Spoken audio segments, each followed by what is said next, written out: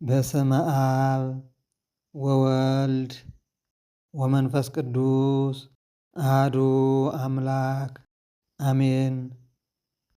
እግዚአብሔርን የምትወዱት እግዚአብሔር የሚወዳችሁ የእግዚአብሔር ቤተሰቦች የእናታችን የድንግል ማርያም የቃል ኪዳን ልጆች በመድኃኒታችን በኢየሱስ ክርስቶስ ፍጹም ሰላም እንደምን ቆያችሁ?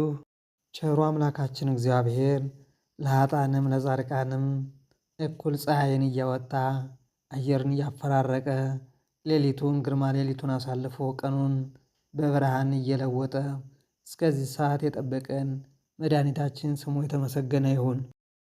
ልብህን ጠብቅ። መጽሐፈ ምሳሌ ምዕራፍ 4 ቁጥር 23። ትናንት የሰው ልጆች ጭንቀት በተለያየ ምክንያት እንደሚመጣ ተማምረናል። ዛሬ ደግሞ ልብህን ጠብቅ በሚል ርዕስ እንማማራለን። ልቡን የጠበቀ ሰው ከጭንቀት ሁሉ ይድናል። ልብን መጠበቅ ማለት ብኩንነትን ማስወገድ፣ ልብን ባልሆነ ነገር አለማባከን፣ በሆነ ባልሆነው ባዩት ነገር ሁሉ ልብን አለማሰረቅ፣ የተረጋጉ መሆን፣ ትዕግስተኛ መሆን፣ ለመስማት ፈጣን፣ ለመናገር ግን ቀስ ያሉ መሆን። ልቡን ያልጠበቀ ሰው ለብዙ ነገር ይዳረጋል። ለተለያየ ጭንቀት፣ ለተለያየ ሕመም፣ ያልተረጋጋ ሕይወት፣ ተስፋ የቆረጠ ሕይወት ያስከትላል። ልብን ያልጠበቀ ሰው በብዙ አይነት መልኩ ይጎዳል። ጭንቀት ደግሞ ልብን ካለመጠበቅ የሚመነጭ ነው። በሕመም ምክንያት የሚመጣ ጭንቀት አለ። በትዳር አለመሳካት የሚመጣ ጭንቀት አለ። በእጮኝነት ጊዜ ባለመግባባት የሚመጣ ጭንቀት አለ። በመካንነት የሚመጣ ጭንቀት አለ። እነዚህ ሁሉ ጭንቀቶች እንዳይመጡ መጀመሪያ ልብን መጠበቅ። ልባችን እንዴት እንጠብቅ ስንል ለምናደርጋቸው ነገሮች፣ ለምንሰራቸው ስራዎች፣ ወደ ትዳር ለመግባት፣ የእጮኝነት ጊዜያችንን፣ የፍቅር ጓደኛ ለመያዝ ነገሮቹን በሰከነ መንፈስ ማጥናት፣ በተረጋጋ ሕይወት መጀመር፣ በጸሎት በጾም እግዚአብሔርን መጠየቅ ያስፈልገናል። ፍቅርን በእውነት ላይ መመስረት ጭንቀትን ያቀላል። እውነተኛ ፍቅር ግብዝ አይደለም። ያስታግሳል፣ ያስተዛዝናል፣ አያቀናናም፣ አያስመካም፣ አያስታብይም። ከእውነት ጋር ደስ ይለዋል። ስለ አመፃ ደስ አይለውም። ሁሉን ይታገሳል፣ ሁሉን ያምናል፣ ሁሉን ተስፋ ያደርጋል። ብቻዬን ይድላኝ ደስ ይበለኝ አይልም። አያበሳጭም፣ ክፉ ነገርን አያስብም። በሁሉ ይጸናል፣ ለዘወትርም አይወድቅም። ሐዋርያው ጳውሎስ በአንደኛ ቆሮንቶስ ምዕራፍ 13 ቁጥር 4 ላይ እንደተናገረው ትክክለኛ ፍቅር ያለው ሰው እነዚህን ነገሮች ይጠብቃል። ስለዚህ የተያዝኩት በእውነተኛ ፍቅር ነው ወይስ ፍቅር በሚመስል ልክፍት ነው ብለን ልንመረምር ይገባናል። ሐዋርያው መንፈሳዊ ሰው ሁሉን ይመረምራል እንዳለ በአንደኛ ቆሮንቶስ ምዕራፍ 2 ቁጥር 15 ሁሉን መመርመር። የተያዝንበትን ስሜት በትክክል መርምረን ልናውቅ ይገባናል። ሰው በውስጡ ያለውን መንፈስ ካልመረመረ ሌላውን ቢመረምር ከንቱ ይሆንበታል። በጸሎትና በምልጃ ከምስጋና ጋር በእግዚአብሔር ዘንድ ልመናችሁን አሳውቁ እንጂ በአንዳች አትጨነቁ። ሐዋርያው ጳውሎስ በፊልጵስዩስ መልእክቱ ምዕራፍ 6 ምዕራፍ 4 ቁጥር 6 በጸሎትና በምልጃ ከምስጋና ጋር በእግዚአብሔር ዘንድ ልመናችሁን አሳውቁ እንጂ በአንዳች አትጨነቁ በተባልነው መሰረት ስለተያዝንበት ፍቅር ወደ እግዚአብሔር ልናመለክት ልንጸልይ ይገባል። የሚጠቅመን ከሆነ እንዲያሳምርልን፣ የሚጎዳንም ከሆነ እንዲያርቅልን በጸሎት ምንጠይቅ ሁሉ ሊያደርግልን የሚችል አባታችን መልካም ነገርን ያደርግልናል። በተለይ የማይጠቅም ይልቁንም የሚጎዳ ሆኖ ሳለ ሙጥኝ ብሎ የተቆራኘን የፍቅር ስሜት ገደል ይዞን ሳይገባ በፊት እንዲያርቅልን በስለት መጠየቅ ያስፈልጋል። ከሁሉም በላይ እውነተኛ ፍቅር ከሆነ ሳንቸኩልበት በትዕግስት ልናጤነው ይገባል። ያዕቆብ ለሚወዳት ራሔል 14 ዓመትን ታግሷል። ዘፍጥረት 29 ቁጥር 13 እንደምናነበው ቅዱስ ያዕቆብ ለሚወዳት ለሚያፈቅራት ለራሔል በትዕግስት 14 ዓመት ሙሉ ታግሶ ጠብቋታል። ለዚህም ነው ሐዋርያው ቅዱስ ጳውሎስ ፍቅር ይታገሳል ያለን። በተቃራኒው አምኖን ያስቸኮለው ፍቅር ራሱንም እህቱንም ብሎ መላ ቤተሰቡን ጎድቷል። እኛም በሚያጣድፍ ስሜት ራሳችንና ብዙ ወገኖቻችን ከመጉዳታችን በፊት ለነገሩ ጊዜ መስጠት ይበጃል። ጭንቀት በትዳር ጋብቻ እግዚአብሔር የሰራው ስርዓት ነው። የሰው ልጅ ይህን በረከት ለመታደል መሻቱ መልካም ነው። ሆኖም በሰይጣን ፈተና ምክንያት ዓለማችን ለኑሮ ከባድና ውስብስብ እየሆነ መጥቷል። ሰው ራሱ በገዛ ድክመቱ በረከቱን ወደ ጭንቀት ሊለውጠው ችሏል። ጌታችን በወንጌል ልባችሁ ስለ ትዳር በማሰብ እንዳይከብድ ይላል። በሉቃስ 21 ምዕራፍ 34 ልባችሁ ስለ ትዳር በማሰብ እንዳይከብድ። በማሰብ በመጨነቅ የሚሆን ትዳር የለም።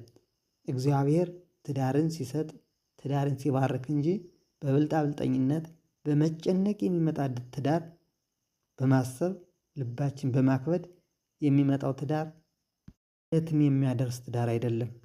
የትዳር ሀሳብ ጭንቀት የሚሆነው በሁለት መንገድ ነው። የመጀመሪያው ትዳር ያልመሰረቱ ሰዎች የትዳር አጋር ፍለጋ ሳይሳካላቸው ሲቀር የሚፈጠር ሲሆን፣ ሁለተኛው ደግሞ ትዳር ውስጥ የገቡ ሰዎች ትዳራቸው አልሞላ አልቃና ብለው ሲያስቡ የሚገቡበት ጭንቀት አለ። የትዳራቸው አለመሟላት አለመሳካት፣ ይሄ በትዳር ሕይወት ላሉት የሚፈጠር ጭንቀት ነው። ስለዚህ ነው ጌታችን ኢየሱስ ክርስቶስ ልባችሁ ስለ ትዳር በማሰብ አይክበድ የሚል ምክር የሰጠን። ምክንያቱም በመጨረሻው ዘመን ብዙ የሚያስጨንቁ ነገሮች ይከሰታሉ። ሐዋርያው የሚያስጨንቅ ዘመን እንዲመጣ ይሄን እወቅ ሲል ጢሞቴዎስን እንዳስጠነቀቀ ከምንጨነቅባቸው ጉዳዮች አንዱ ትዳር መሆኑ ግልጽ ነው። የትዳር አጣማጅ ወይም አጋር የትዳር ሕይወት ይሆነኛል ያልነው ሰው በእምነት ከኛ ሊለይ ይችላል። ያን ሰው ወደ እኛ ለማምጣት ወይም ለመለየት የሚመጣ ጭንቀት አለ። ከእነዚህ ነገሮች ልብን መጠበቅ፣ መጀመሪያ ወደ ትዳር ወይም ወደ ፍቅር ዓለም ከመግባታችን በፊት እምነቱ ምንድን ነው፣ አምልኮቱ ምንድን ነው ብለን ልንጠይቅ የሚገባ መሰረት ልንጥልበት የሚገባ ከእምነቱ ላይ ነው።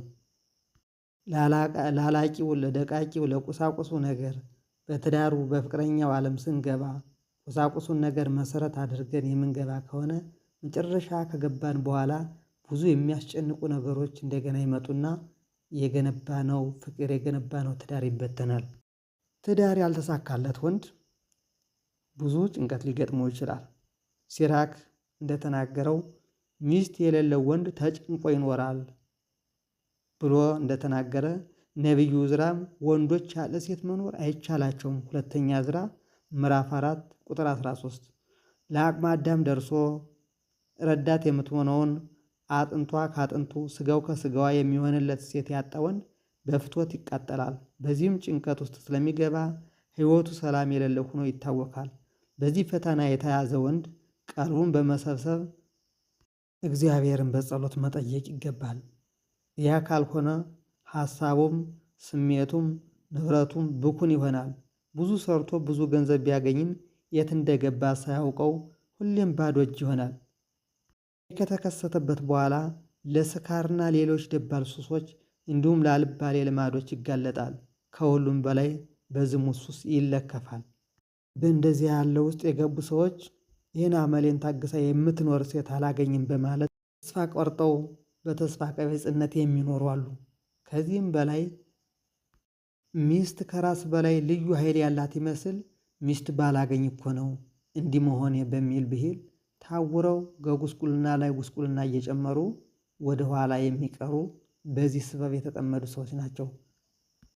ራሳቸው እንዳልታደሉ አድርገው እግዚአብሔርን እያማረሩ መንዘላዘል ከጭንቀት ወደ ጭንቀት ከመሸጋገር አልፎ ወደ ከፋ ሕመም ውድቀትና ዕድሜ ማጠር ይከተታሉ። ቅጥር የሌለው ቤት ገንዘቡ እንዲሰረቅ እንደዚሁ ሚስት የሌለው ሰው ተጨንቆ ይኖራል ይላል ሲራክ። ሌላው የትዳር ጭንቀት በሴቶች ነው። ሴቶችም በተመሳሳይ መልኩ የትዳር አጋር ፍለጋ ውስጥ የሚገጥማቸው ጭንቀት አለ። ሐዋርያው ሴት ያለ ወንድ አይሆንም በአንደኛ ቆሮንቶስ ምዕራፍ 11 ቁጥር 11 እንደተናገረው ዕድሜዋ የደረሰ ሴት ቤተሰቦቿን ትታ አካሌ ብላ የምትኖርለት ለክብሬ የሚመጥን ወንድ የቱ ይሆን የሚል ሀሳብ እረፍት ሊነሳት ይችላል። በሌላ በኩል በምትኖርበት ህብረተሰብ ሴት ልጅ በወንድ ብቻ የምትጠየቅ ናት የሚል ባህል ስላለ ካልጠየቀች የሚገጥማት ጭንቀት ይብሳል። የምትፈልገውን ወንድ እሱ ካልጠየቀኝ ብላ እሷ ባለመጠየቅ ብዙ ጭንቀት ይገጥማታል። በዚህ አይነት ሰበብ በዚህ አይነት ምክንያት ሳያገቡ የቆዩ ሴቶች ደግሞ ቁሞ ቀር የሚል ቅጽል ስም በማህበረሰቡ ይሰጣቸውና የበለጠ ያቺ ሴት ደግሞ ጭንቀትና አለመረጋጋት ይፈጥርባታል። እድሜዋ እየገፋ ሲሄድም ምናልባት በመልኬም ምክንያት ይሆናል ያልተመረጥኩት በማለት ትጨነቃለች። ከዛም በእድሜዋ መግፋት ትጨነቃለች። በተለያየ ጭንቀት ራሷን ትወቅሳለች። ሌላው ለትዳር የራስን ሀሳብና ምርጫ ቸል በማለት ዘመድ ወዳጅ እንዲመርጥልን ስናደርግ የሚፈጠረው ሌላ ችግር ነው።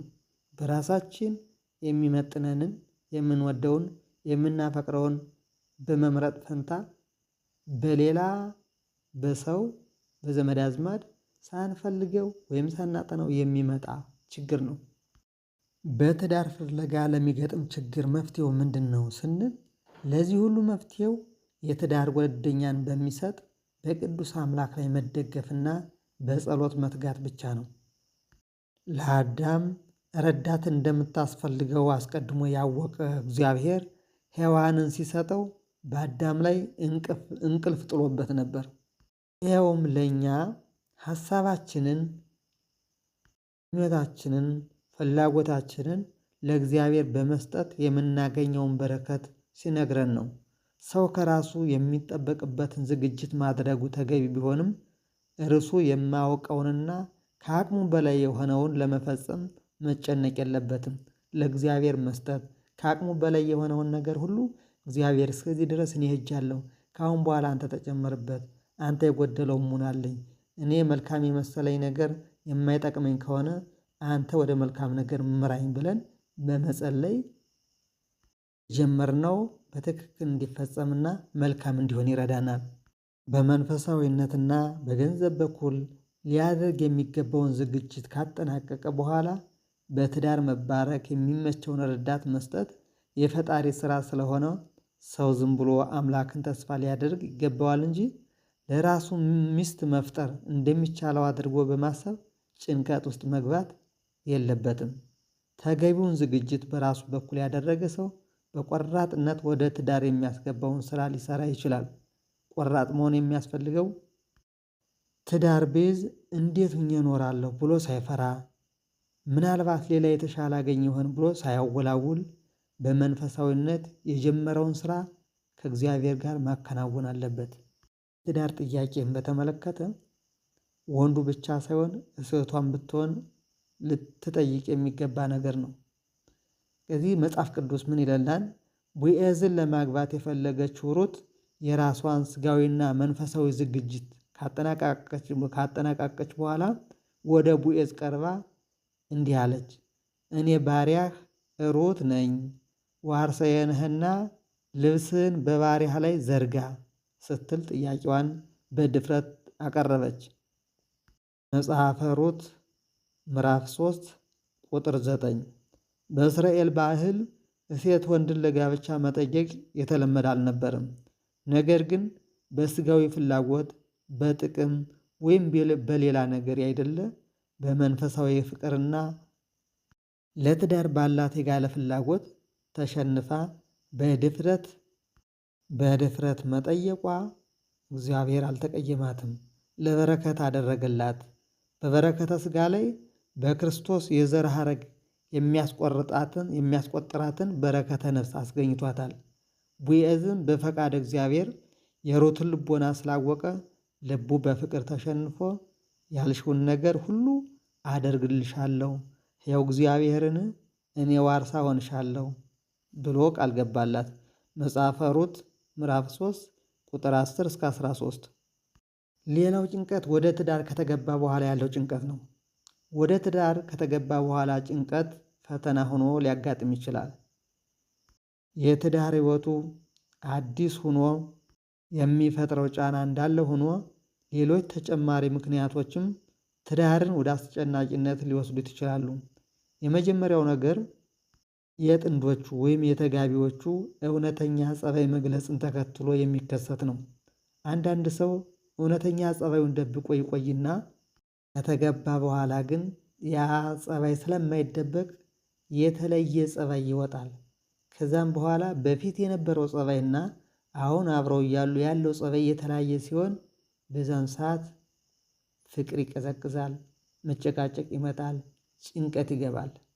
ሁለተኛው ጥንዶች ወይም ባለትዳሮች ቅድመ ትዳር የነበራቸው መነፋፈቅ የነበራቸውን የፍቅር አሰጣጥ መደጋገፍ ሊሸረሽርና አብሮነታቸውን በጥብቅ ያሳልፉት የነበረውን እንደገና አሁን ካለው ሁኔታ ጋር ያነጻጽሩት በጣም ልዩነት ይፈጥርባቸዋል። ሌላው ትዳር ውስጥ የሚከሰቱ ችግሮች የገንዘብ እጥረት፣ የጤና ጉድለት እንዲሁም በመኝታ አለመጣጣምና ልጅ መውለድ አለመቻል እነዚህን የመሳሰሉ ነገሮች እኒህ ነገሮች ሲፈጠሩ መጀመሪያ በሕይወታቸው የሚገጥማቸውን ነገር ሁሉ በጋራ ሊቋቋሙት በአንተ የመጣው ይሁንብኝ፣ በአንቺ የመጣው ይሁንብኝ ተባብለው መወሰንና አቋም መያዝ አለባቸው። ለዚህ ነው ቤተ ክርስቲያናችን በቤተ ክርስቲያን ተጋቡ የምትል። ቤተ ክርስቲያን ስታጋባ መካን ቢሆን አጣሁ ነጣሁ ብዬ ካንተ አልለይም፣ በሕመም ቢሆን በማጣትም ቢሆን በመካንነትም ቢሆን እስከ ዕለተ ሞቴ ድረስ ካንተ አልለይም ብላ በመጽሐፍ ቅዱስ በመስቀል ቃለ መሐላ ትፈጽማለች፣ ቃል ታስገባለች። ይሄ ነገርን ሲመጣባቸውም ይቋቋሙታል። ያ ቃለ በረከት እንደ ምሰሶ ሆኖ ደግፎ ይዛቸዋል፣ ያጸናቸዋል። ይህም እንዳይሆን እግዚአብሔርን በጾም በጸሎት መጠየቅ ነው። በመካንነት የተነሳ የሚፈጠር ጭንቀት በጋብቻ ሕይወት የተሰሩ ጥንዶች ከሚያጋጥማቸው ፈተናዎች መካከል አንዱ ልጅ መውለድ አለመቻል ነው። ችግሩ ጊዜያዊ ሊሆን ይችላል። ነገር ግን አለመጽናት፣ እግዚአብሔርን አለመጠየቅ፣ የተወሰነ ቆይቶ ተስፋ የመቁረጥ ስሜት ትዳርን ይበትላል። ብዙዎች ለጥቂት ዓመታት ብዙ ችግር ቢፈተኑም በመጨረሻ ግን በልጅ በረከት ተደስተዋል። ይህ ሊሆን የቻለው በመታገሳቸው ነው። እንደነሱ በመታገስ ያልቻሉት ትዳራቸውን በትነው ለከፋ ውድቀት ተዳርገዋል። መካንነት በተፈጥሮ ሊከሰት ወይም ከጊዜ በኋላ በሚከሰት አደጋ ወይም ሕመም ሊመጣ ይችላል። ነገር ግን ልጅ ሰጪው እግዚአብሔር ስለሆነ በትዕግስት እንደ አብርሃምና እንደ ሳራ በእርጅና ወራትም ቢሆን ሊሰጣቸው ይችላል። በእርግጥ መካንነት በእግዚአብሔር ሊሰጥ ይችላል። እግዚአብሔር ይህን ሲያደርግ ምክንያቶች ይኖሩታል። ምክንያቶቹ ሁሉ ግን በሰው ዘንድ የታወቁ አይሆኑም። እያንዳንዱ ሰው ራሱ የሆነ መከራ ይኖርበታል። ከቅዱሳን መካከል በገቢረ ተአምራት ብዙ ሕሙማን እየፈወሱ እነርሱ ግን በሕመም እየተሰቃዩ የሚኖሩ ብዙ ቅዱሳን ነበሩ። ሐዋርያው ጳውሎስ በራስ ምታት ሕመም ተሰቃይቶ ነበር። ደቀ መዝሙሩ ጢሞቴዎስም የሆድ ሕመም ነበረበት። አንዳንድ ሰዎችም መካንነት ሊኖርባቸው ይችላል። ይህም የሚሆነው ኃጢአተኞች ስለሆኑ አይደለም። የአብርሃም ሚስት ሳራ እስክታረጅ ድረስ ልጅ መውለድ እንዳልቻለች መጽሐፍ ቅዱስ ይነግረናል።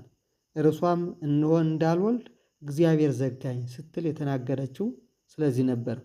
ዘፍጥረት ምዕራፍ 16 ቁጥር 12። የነቢዩ ሳሙኤል እናት ሐናም ጻድቅ የእግዚአብሔር ሰው ሆና ሳለ ልጅ ባለመውለድ የገጠማትን ሁኔታ ስናስብ እግዚአብሔር ግን ማኅፀኗን ዘግቶ ነበር ይለናል አንደኛ ሳሙኤል ምዕራፍ 1 ቁጥር 5። በእርግጥ አንዳንዴ እግዚአብሔር እንደ ቅጣትም አድርጎ መካንነትን ሊያመጣ ይችላል። ይኸውም የዳዊት ሚስት ሜልኮል ለዚህ ማስረጃ ናት።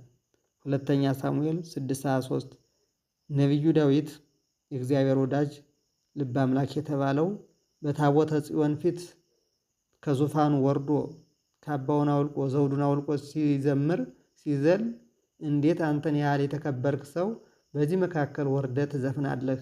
ትዘምራለህ በማለቷ እግዚአብሔር ተቆጥቷት መካን አድርጓት ነበር። ይህን መካንነታቸውን ተጠቅሞ አንዳንድ ነገሮች የሚያባበሱ የሚያስጨንቁ ነገሮች ይኖራሉ። የመጀመሪያው የሰዎች ነቀፋ ነው። ጣውንቷን ታስቆጣት ታበሳጫት ነበር እንዳለ አንደኛ ሳሙኤል የተባለላት ሐና ናት። ከመካንነቷ በላይ የሰው ነቀፋ ነበረባት።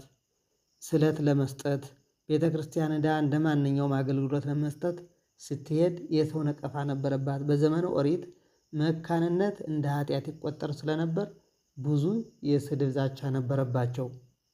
እዚህ ዘመንም መካንነትን እንደ ስድብ ተጠቅመው የሚያንቋሽሹ ወይንም ደግሞ አንሽ ደረቅ በማለት የሚሳደቡ ሊኖሩ ይችላሉ።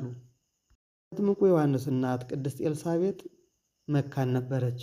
ነገር ግን ጸሎቷን እግዚአብሔር ሰምቶላት እንዲህ ብላ ጸለየች። ነቀፋዬን ከሰው መካከል ያስወግድልኝ ዘንድ ጌታ በተመለከተበት ወራት እንዲህ አድርጎልኛል በማለት ተናገረች። በሉቃስ ወንጌል ምዕራፍ 1 ቁጥር 14 ቃሉ እንደምናገኘው ሰዎች በጣም ይነቅፏት ስለነበር ነቀፋዬን ከሰው መካከል ያስወግድልኝ ዘንድ ጌታ በተመለከተበት ወራት እንዲህ አደረገልኝ ብላ እግዚአብሔርን አመስግናለች። ሰዎች በእግዚአብሔር ስራ ገብተው ሊነቅፉን፣ ሊያሸማቅቁን፣ ሊያስጨንቁን ይችላሉ። እግዚአብሔር ግን መፍትሄውን ይሰጠናል። በትዕግስት ተስፋ ሳንቆርጥ በጾም በጸሎት ስንጠይቀው። እግዚአብሔር ትዕቢተኞችን ይጠላል። ራሳቸው ባልፈጠሯቸው ልጆች የተነሳ ተመክተው መካኖች ላይ የሚዘብቱትን ይቀጣል። እንዲሁም በውበታቸው ትዕቢት ያደረባቸውን ይቀጣል።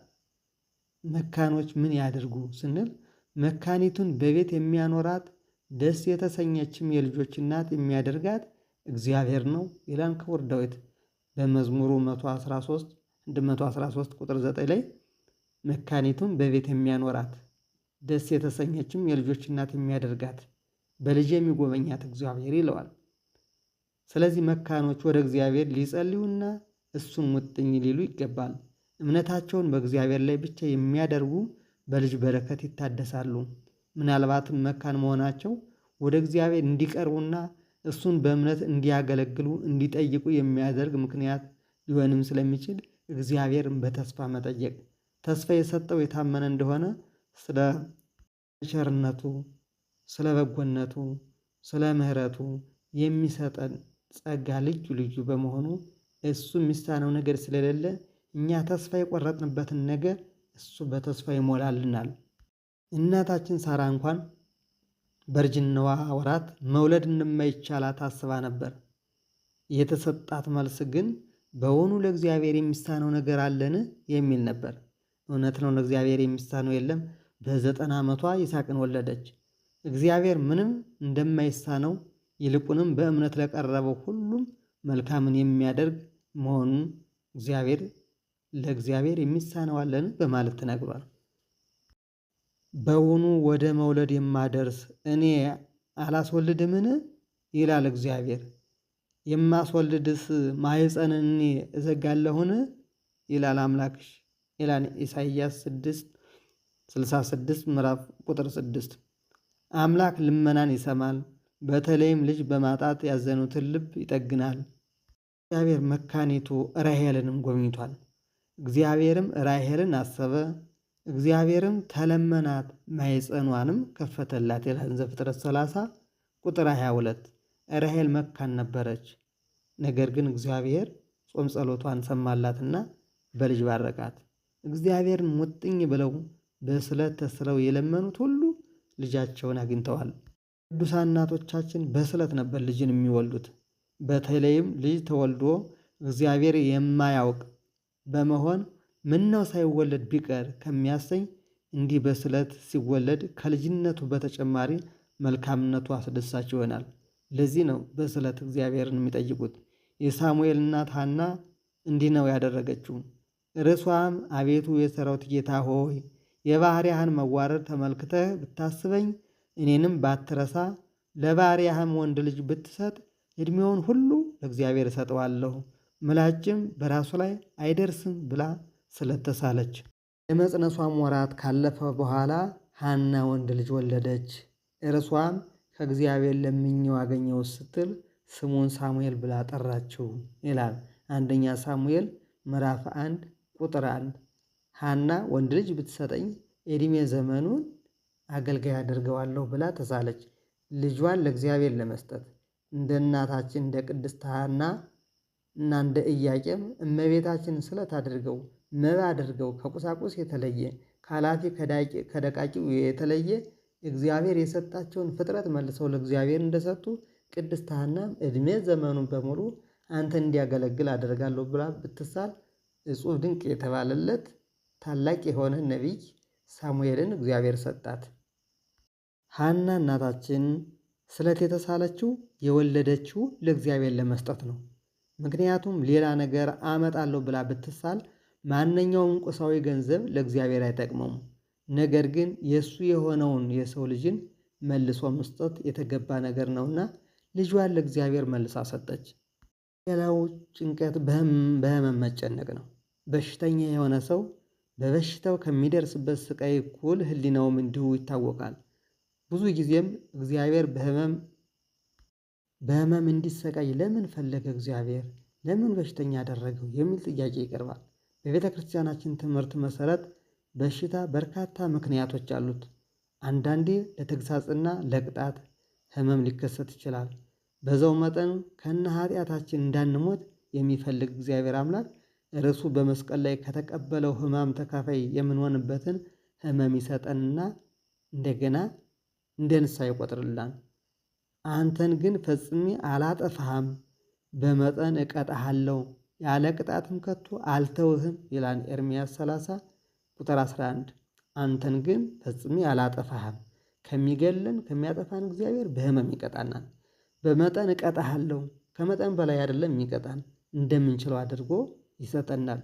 ያለ ቅጣትም ከቶ አልተውህም። ያለ ቅጣት ደግሞ ከተወን ሁልጊዜ እግዚአብሔር እንደሌለ ኃጢአትን እንደ ጽድቅ ቆጥረን በኃጢአት እንዳንኖር እግዚአብሔር በቅጣት እንድንመለስ ያደርግናል። በሌላ በኩል ደግሞ ጳውሎስና ጢሞቴዎስን ስንመለከት እነሱ ቅዱሳን ናቸው። ለእነርሱ ህመም ከክርስቶስ መከራ መስቀል ተካፋይ የሚሆኑበት ህመም እንጂ የኃጢአት ህመም አልነበረም።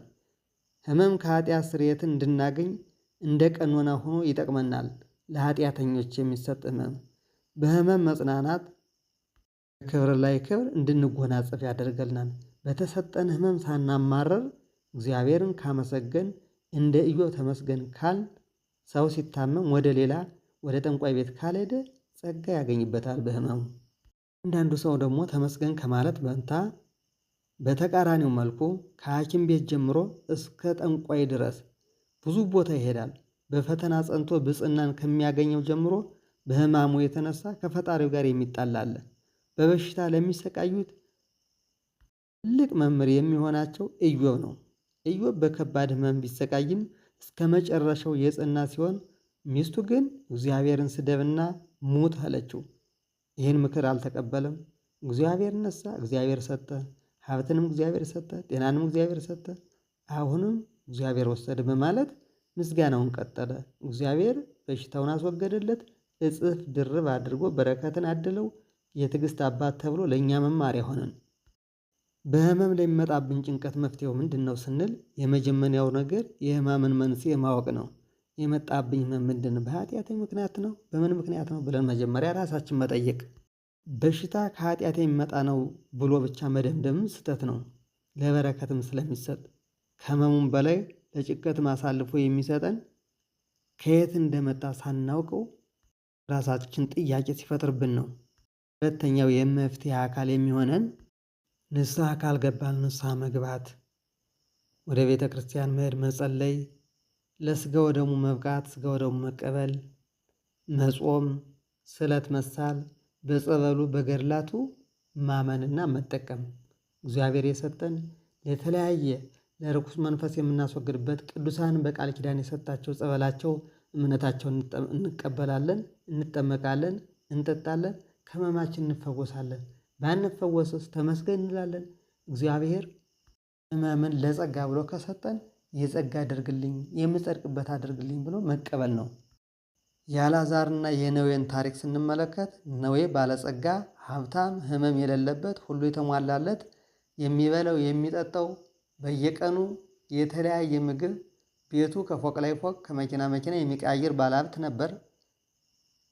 ምስኪኑ አልዓዛር ደግሞ የሚበላው የሚጠጣው የሌለው በዛም ላይ ደግሞ ሰርቶ እንዳይበላ ደግሞ በሽተኛ ሰው የሌለው በብዙ ችግር ተጠምዶ ከሀብታሙ በር ቁጭ ብሎ በበሽታ ሰውነቱ ቆሳስሎ ይኖር ነበር። ነገር ግን አንድም ቀን ሀብታሙን አይቶ እግዚአብሔር ወይ ይሄን ሀብታም ይሄን ያህል ጸጋ ሰጥተህ እኔን ከጤና ከሀብት የነሳኝ ለምንድን ነው?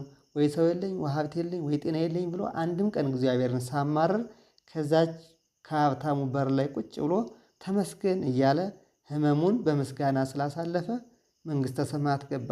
ይሄ ባለሀብት ግን ሲኦል ገባ። ለምን? ሰግዶ ነው? ጾሞ ነው? ጸልዮ ነው? መጽውቶ ነው? አልዓዛር ገነት የገባ ስንል ተመስገን በማለቱ በሽታው ለመንግሥተ ሰማያት መግቢያ ሆነው። የተሰጠን በሽታ ማንፈወስ ከሆነ ተመስገን ብለን ለጽድቅ እንዲያደርግልን እግዚአብሔርን መጠየቅ ነው።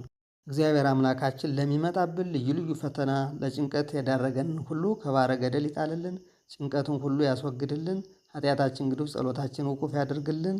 ወደ ሀገራችን ወደ ኢትዮጵያ የመጣውን የጦርነት የመገፋፋት የእልቂት የግድያ መንፈስ ከሀገራችን ያስወግድልን። በስደት ያሉ ወገኖቻችን በሰላም ወደ ሀገራቸው ይመልስልን። ሰላም ላጡት ሰላም፣ ስራ ላጡት ስራ፣ ጤና ላጡት ጤና፣ ፍቅር ላጡት ፍቅር፣ ትዳር ላጡት መልካም ትዳርን፣ ልጅ ላጡት ፈሪሃ እግዚአብሔር የተሞላበትን ልጅ እግዚአብሔር ያድልልን። የሞቱ ወገኖቻችንን በአብርሃም በይስሐቅ በያዕቆብ እቅፍ ያስቀምጥልን። በደዌ ዳኛ በአልጋ ቁራኛ ተይዘው በየሆስፒታሉ በየጸበሉ በየመንገዱ ሰው አጥተው የወደቁትን እግዚአብሔር በቸርነቱ ይጎበኝልን፣ ምሕረቱን ይላክላቸው። ወስብሐት ለእግዚአብሔር ወለወላዲቱ ድንግል ወለመስቀሉ ክቡር። ይቆየን።